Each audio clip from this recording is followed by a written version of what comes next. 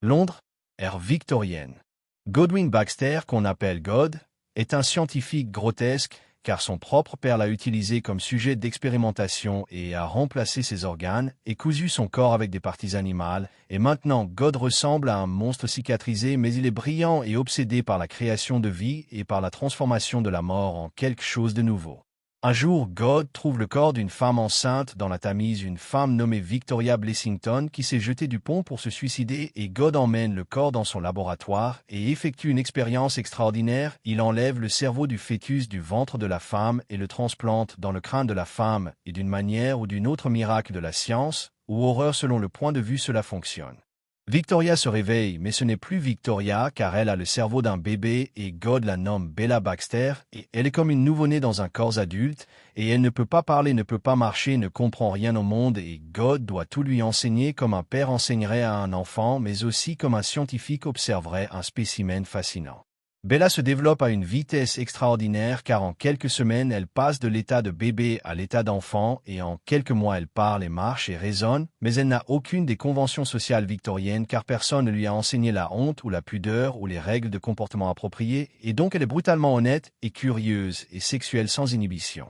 God décide que Bella devrait épouser son assistant Max McCandless, un jeune médecin timide et idéaliste qui tombe amoureux de Bella, même s'il sait qu'elle est une création artificielle, et Max accepte car il l'aime vraiment, mais aussi parce qu'il est fasciné par l'expérience scientifique, et God planifie un mariage contrôlé où il peut continuer à observer le développement de Bella.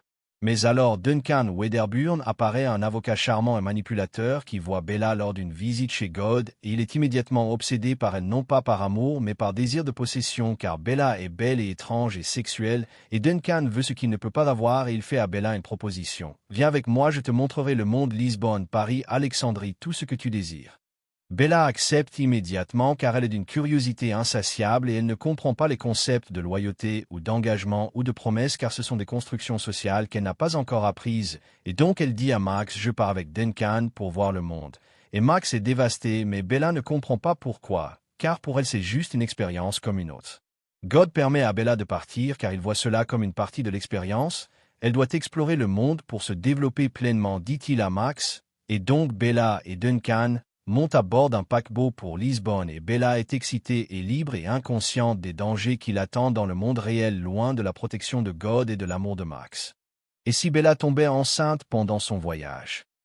Et si Bella, l'expérience scientifique avec le cerveau d'un bébé transplanté, tombait enceinte pendant son voyage avec Duncan? Comment une femme qui ne comprend pas encore complètement les conventions sociales gérerait-elle la maternité? Et que se passerait-il si elle devait affronter la question terrifiante: mon enfant sera-t-il normal? Ou sera-t-il comme moi, une création expérimentale? Peut-on être mère quand on est soi-même à peine né?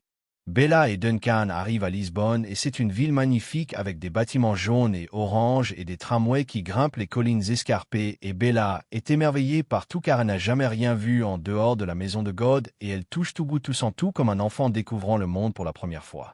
Duncan l'emmène dans un hôtel de luxe, et il pense qu'il va posséder Bella et la garder comme sa maîtresse privée, mais il ne comprend pas que Bella n'appartient à personne car elle ne comprend même pas le concept d'appartenance, et quand Duncan essaie de la contrôler en disant « Tu ne peux pas sortir seule », Bella le regarde avec confusion et dit « Pourquoi pas, je veux explorer », et elle sort quand même. Duncan et Bella ont des relations sexuelles fréquentes car Bella a découvert le plaisir physique et elle le poursuit avec la même curiosité scientifique qu'elle applique à tout, et elle dit à Duncan « C'est furieux », son mot pour décrire le sexe, et Duncan est flatté et excité et pense qu'il a trouvé la femme parfaite, une femme qui veut du sexe sans complications émotionnelles. Mais après quelques semaines à Lisbonne, Bella commence à remarquer des changements dans son corps car ses seins deviennent sensibles et elle a des nausées le matin et elle ne comprend pas ce qui se passe, et elle demande à Duncan « Pourquoi mon corps fait-il des choses étranges ?» Et Duncan ne comprend pas non plus au début car elle est stupide malgré son arrogance.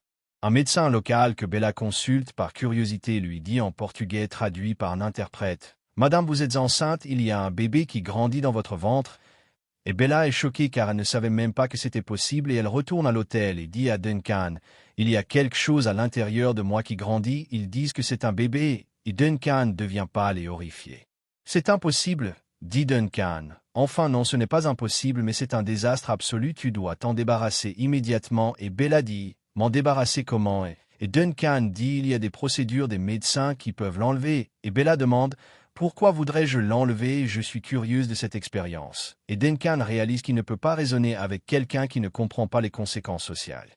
Duncan essaie de convaincre Bella pendant des jours. Bella écoute, si tu as ce bébé, ma carrière est ruinée, ma femme me quittera, je serai socialement détruit. Et toi tu seras marqué comme une femme déchue, personne ne te respectera. Mais Bella le regarde sans comprendre et dit, pourquoi ce qui pousse dans mon ventre affecterait-il comment les gens te perçoivent? C'est illogique. C'est comme ça que fonctionne la société, dit Duncan désespéré. Les femmes non mariées ne peuvent pas avoir d'enfants, c'est un scandale. Et Bella dit, mais je suis curieuse, je veux savoir ce que c'est que de créer une vie comme God m'a créé. Peut-être que je comprendrai mieux qui je suis si je crée quelqu'un d'autre. Et cet argument terrifie Duncan car il ne l'avait pas considéré. Bella commence à penser profondément à sa propre existence car elle sait maintenant grâce à God qui lui a tout expliqué qu'elle est Victoria Blessington ressuscitée avec le cerveau de son propre bébé, et donc d'une certaine manière le bébé qu'elle porte maintenant est comme un frère ou une sœur du cerveau qui est dans sa tête, et c'est une pensée qui la fascine et la perturbe simultanément. Duncan dit Bella un soir, God m'a dit que je suis morte et que j'ai été ramenée avec le cerveau d'un bébé, mon propre bébé, et maintenant j'ai un autre bébé à l'intérieur de moi. Alors est-ce que ce bébé sera comme moi? Est-ce qu'il aura un cerveau normal? Ou est-ce que quelque chose ne va pas avec moi qui passera au bébé? Et c'est la première fois que Bella montre de la peur et Duncan ne sait pas quoi dire. Duncan écrit à God une lettre désespérée. Godwin, votre expérience est enceinte, je ne sais pas quoi faire, elle refuse l'avortement, elle veut garder le bébé, mais qu'arrivera-t-il si l'enfant hérite de ses anomalies cérébrales? Que se passera-t-il si nous créons un autre monstre? Et il attend une réponse, mais les lettres prennent des semaines pour voyager entre Lisbonne et Londres. Pendant ce temps, la grossesse de Bella progresse et elle commence à sentir le bébé bouger à l'intérieur d'elle, et elle est émerveillée car c'est comme avoir une autre personne vivant dans son corps, et elle parle au bébé, elle lui dit « Bonjour, petite chose, je suis ta mère, mais je ne sais pas ce que cela signifie vraiment car je suis moi-même à peine né. » Duncan insiste pour qu'il se rende à Paris car il pense que là-bas, il peut trouver un médecin plus sophistiqué pour gérer la situation, et Bella accepte, non pas parce qu'elle veut un avortement, mais parce qu'elle veut comprendre ce qui se passe dans son corps et si son bébé sera normal ou non. À Paris, il consulte un médecin réputé, le docteur Renaud, qui examine Bella et dit « Madame, votre grossesse progresse normalement, le fœtus semble sain. » Mais quand Bella lui explique son histoire, sa transplantation cérébrale, sa nature expérimentale, le docteur Renaud est sceptique car il pense que c'est une histoire folle, mais il voit les cicatrices sur le crâne de Bella et il commence à se demander.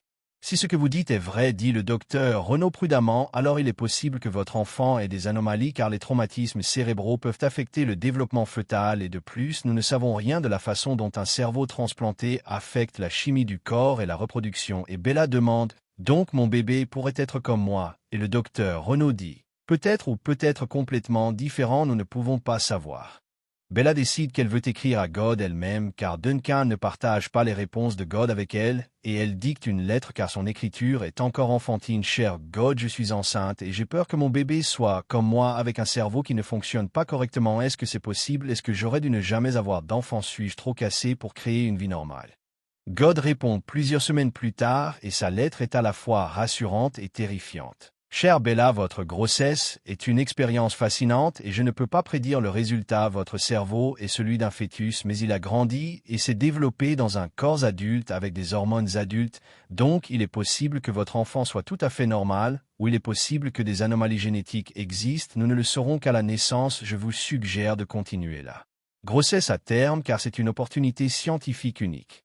Il veut que je garde le bébé pour la science, dit Bella à Duncan, et Duncan explose. Bien sûr qu'il le veut, tu et son expérience, et maintenant ton bébé est une expérience aussi, nous sommes tous juste des spécimens pour lui. Et Bella dit, n'est-ce pas ce que sont toutes les vies, des expériences de la nature? Et Duncan n'a pas de réponse à cela.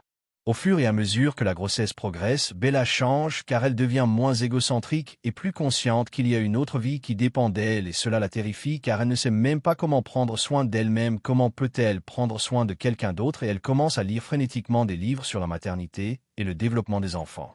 Duncan devient de plus en plus instable car il boit excessivement et joue tout son argent, et il devient violent et crie sur Bella. C'est ta faute, tout ceci, tu as ruiné ma vie.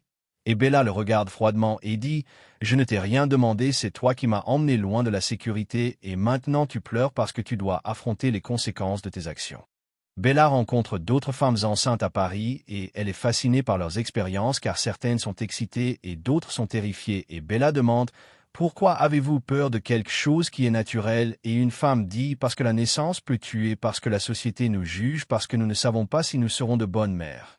Et Bella commence à comprendre que la maternité est plus que juste biologie, c'est aussi peur et espoir et responsabilité.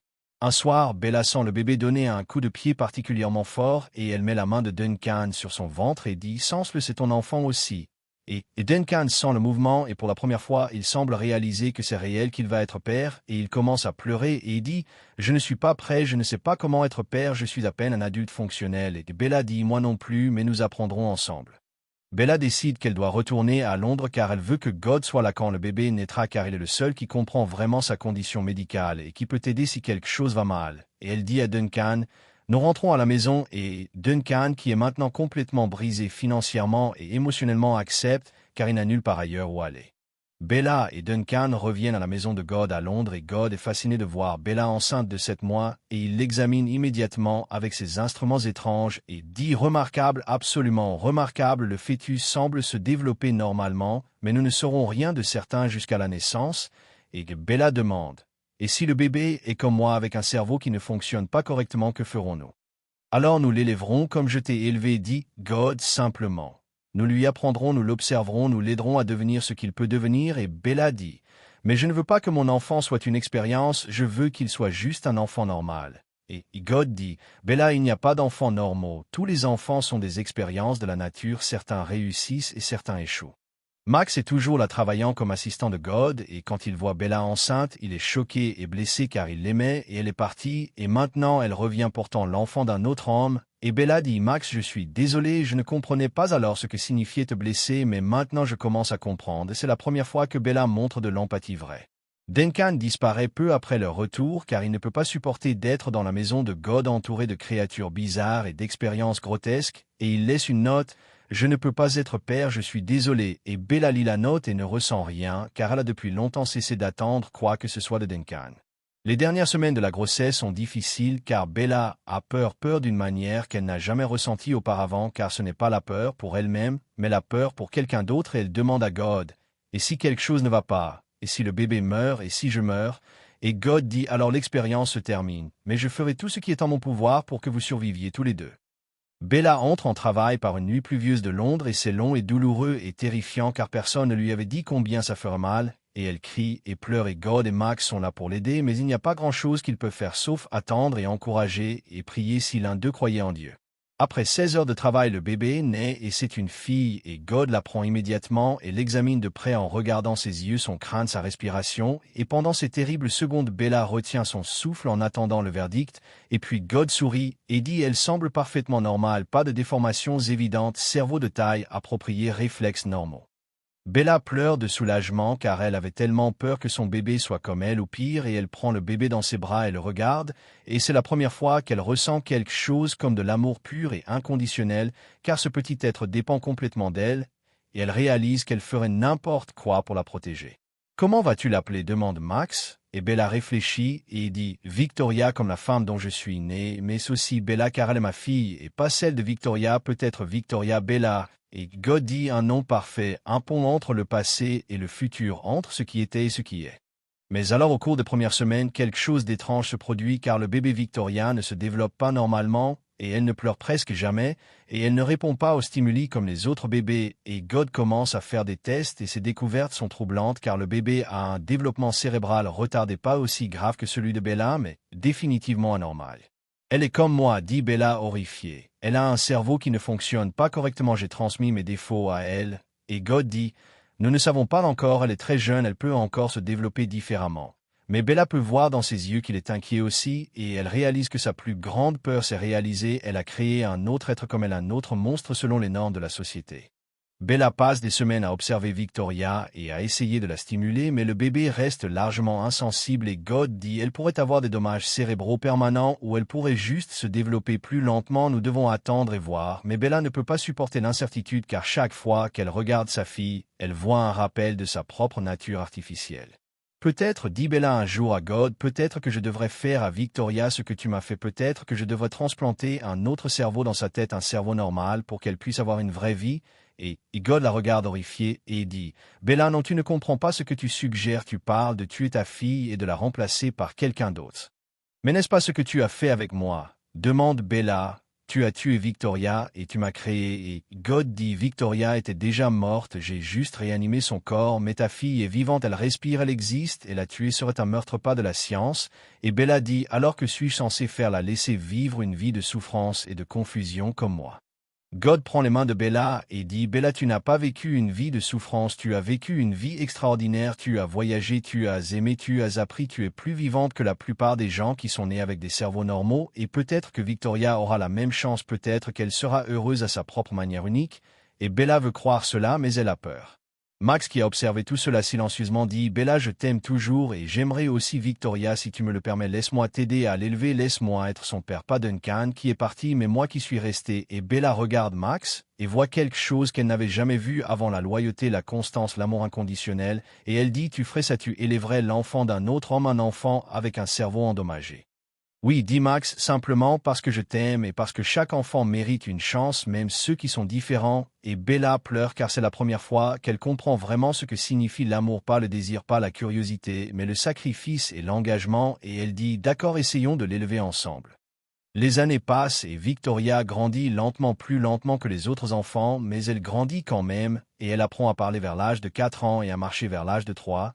Et elle est étrange et différente et les autres enfants se moquent d'elle quand Bella essaie de l'amener au parc, mais Bella la protège farouchement car elle sait ce que c'est que d'être différente. Bella et Max se marient non pas par passion romantique mais par partenariat et par engagement commun à élever Victoria, et leur mariage est étrange et peu conventionnel car Bella ne comprend toujours pas complètement les normes sociales, mais elle a appris à jouer le jeu quand elle le doit pour protéger sa fille de la cruauté de la société victorienne.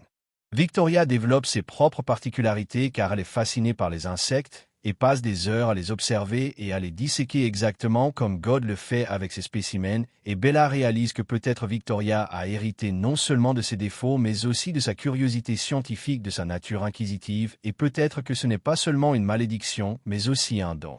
God vieillit et devient malade et avant de mourir, il appelle Bella et Victoria à son chevet et il dit « Bella, tu étais mon plus grand succès et Victoria est le tien, vous êtes toutes les deux des miracles à votre manière unique et j'espère que vous vous rappellerez que être différent n'est pas être moins, c'est simplement être autre. » Et puis il meurt et Bella pleure pour la première fois pour la perte de quelqu'un car God était le plus proche qu'elle ait jamais eu d'un vrai père.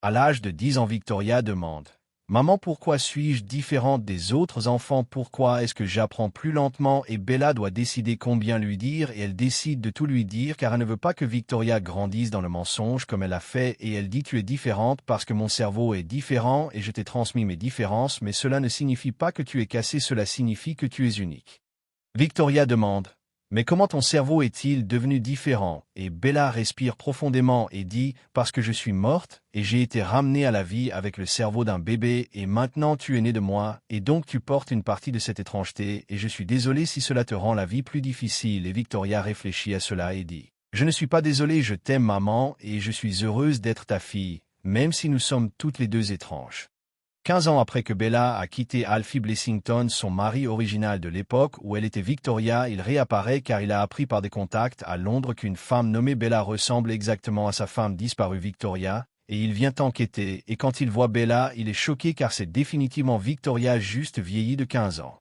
« Victoria, dit-il, c'est moi Alfie, ton mari, où étais-tu pendant toutes ces années? J'ai pensé que tu étais morte. » Et Bella le regarde froidement et dit « Je suis morte, je me suis jetée dans la Tamise parce que tu étais un mari cruel et abusif, et Dieu merci, je ne me souviens de rien de toi. » Et Alfie dit « Que veux-tu dire, tu ne te souviens pas, je suis ton mari, tu m'appartiens légalement. » Alfie découvre Victoria la fille et il fait rapidement le calcul et réalise qu'elle pourrait être sa fille car les délais correspondent à peu près et il dit « Cet enfant est la mienne, Victoria était enceinte quand elle a disparu et donc légalement cet enfant m'appartient et je la prendrai et je te prendrai aussi car tu es toujours légalement ma femme peu importe combien de temps tu as été partie. » Bella panique car elle réalise qu'Alfie a raison. Selon la loi victorienne, une femme appartient à son mari et un enfant appartient à son père biologique et elle dit à Max « Il va nous séparer, il va prendre Victoria et il va me forcer à revenir avec lui comme son épouse. » Et Max dit « Nous nous battrons contre lui dans les tribunaux, mais ils savent tous les deux que les tribunaux favoriseront Alfie car il est un homme riche avec des connexions. » Bella va voir les avocats et ils confirment « Madame, vous étiez légalement mariée à Monsieur Blessington et il n'y a jamais eu de divorce, donc vous êtes toujours sa femme, et l'enfant, si elle est biologiquement la sienne, lui appartient légalement, vous n'avez aucun droit, en tant que mère selon la loi. » Et Bella est horrifiée car elle réalise que même après toutes ces années, toute sa croissance, toute son autonomie, elle est toujours considérée comme une propriété. Alfie menace « Reviens avec moi volontairement et accepte d'être ma femme ou je prendrai l'enfant par la force et tu ne la reverras jamais. » Et Bella doit faire le choix le plus difficile de sa vie, car elle peut soit se sacrifier pour protéger Victoria, soit lutter et risquer de perdre sa fille complètement, et elle ne sait pas quoi faire car chaque option est terrible. Bella réalise qu'il n'y a qu'une seule solution, et c'est une solution terrible, et elle va voir Alfie et dit « Je reviendrai avec toi, mais à une condition, tu dois légalement renoncer à tous tes droits sur Victoria, tu dois la laisser avec Max, et ne jamais essayer de la revoir. » Et Alfie ricane et dit « Pourquoi ferais-je ça ?» Et Bella dit « Parce que si tu ne le fais pas, je raconterai à tout Londres ce que tu m'as fait, comment tu m'as battu, comment tu m'as violé, comment tu m'as poussé à sauter du pont. Personne ne te croira, dit Alfie. Tu es une femme folle qui prétend être revenue d'entre les morts. » Et Bella dit « Peut-être, mais j'ai aussi les dossiers médicaux de God qui prouvent qui je suis, et j'ai des témoins qui t'ont vu me maltraiter, et je détruirai ta réputation, même si ça me détruit aussi. » Et Alfie réalise qu'elle est sérieuse et qu'elle est assez folle pour le faire. Alfie accepte finalement le compromis car il veut Bella, pas l'enfant étrange avec le développement retardé, et il signe des papiers légaux renonçant à tous ses droits sur Victoria en échange du retour de Bella, et Bella signe aussi, et puis elle dit au revoir à Victoria et à Max, et c'est la scène la plus déchirante, car Victoria pleure et dit « Ne pars pas maman », et Bella dit « Je dois y aller pour te protéger, mais souviens-toi toujours que je t'aime et que tout ce que j'ai fait était pour toi. » Bella retourne avec Alfie dans sa grande maison à Londres et elle redevient Victoria Blessington légalement, mais elle n'est pas la même femme qui est morte il y a 15 ans car maintenant elle connaît sa propre valeur et elle ne se laissera plus jamais abuser, et quand Alfie essaie de la frapper la première nuit, elle le frappe en retour avec une telle force qu'il tombe et elle dit « Je ne suis plus ta victime, je suis Bella Baxter et je me suis battue contre le monde et j'ai survécu et tu ne me briseras jamais plus. » Alfie essaie de la contrôler en l'enfermant dans la maison, mais Bella trouve des moyens de s'échapper car elle étudie la médecine en secret et elle commence à travailler avec des organisations caritatives pour les femmes abusées et elle devient une voix pour celles qui n'ont pas de voix. Et même si elle ne peut pas être avec Victoria, elle sait que sa fille est en sécurité avec Max et qu'elle a fait le bon sacrifice. Les années passent et Victoria grandit et devient une jeune femme, et elle est toujours étrange et différente, mais elle est aussi brillante et compatissante et elle étudie la médecine comme sa mère, et quand elle a 18 ans, elle vient voir Bella en secret et dit « Maman, je veux que tu saches que je comprends pourquoi tu as fait ce que tu as fait et que je ne t'en veux pas et que je t'aime. » Et Bella pleure et les tient dans ses bras et dit « Tu es mon plus grand accomplissement, pas parce que tu es parfaite, mais parce que tu es toi. » Dernière image. Bella et Victoria marchant ensemble dans les rues de Londres, deux femmes étranges et merveilleuses qui ont survécu dans un monde qui n'était pas fait pour elles, et Victoria dit « Maman, crois-tu que les choses changeront un jour, que les femmes comme nous seront acceptées ?» Et Bella dit « Je ne sais pas, mais je sais que nous continuerons à exister et à résister et que c'est suffisant. » Voix off de Bella. On m'a dit que j'étais un monstre, une expérience, une chose brisée. Puis j'ai créé la vie, et elle aussi était différente. J'ai appris que la maternité n'est pas la perfection. C'est l'amour malgré l'imperfection. Victoria ne sera jamais normale. Moi non plus. Mais nous sommes vivantes. Nous sommes réelles. Et nous sommes libres, même dans nos chaînes.